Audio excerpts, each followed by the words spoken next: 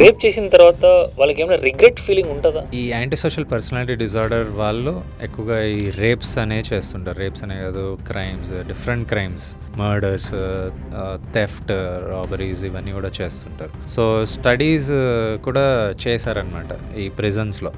ఈ ప్రిజన్స్లో స్టడీస్లో ఏం తెలియదంటే వీళ్ళకి ఎక్కువగా రిగ్రెట్ ఉండదు. ఆఫ్టర్ డూయింగ్ ద యాక్ట్, ఆ పనిష్మెంట్ వచ్చి వాళ్ళకి లైఫ్ ఇంప్రిజన్మెంట్ వచ్చిన, డెత్ పెనాల్టీ అవన్నీ కూడా వచ్చినా కూడా వాళ్ళలో రిగ్రెట్స్ అనేవి ఉండదు. సో ఈ రిగ్రెట్స్ ఉండవు, అది ఒక సిమ్టమ్, అదొక సైన్ ఆఫ్ దట్ డిజార్డర్. ఆ డిజార్డర్లో అట్లనే ఉంటుంది.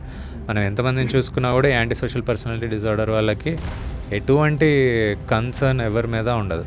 వాళ్ళు చేసింది కరెక్ట్ అనే అనుకుంటారు. ఆ టైంకి ఒకవేళ తప్పని తెలిసినా కూడా చేశాను అయితే ఏంటి అని అనుకుంటారు. అంత సివియర్గా ఉంటుంది వాళ్ళ ఆ మైండ్ సెట్.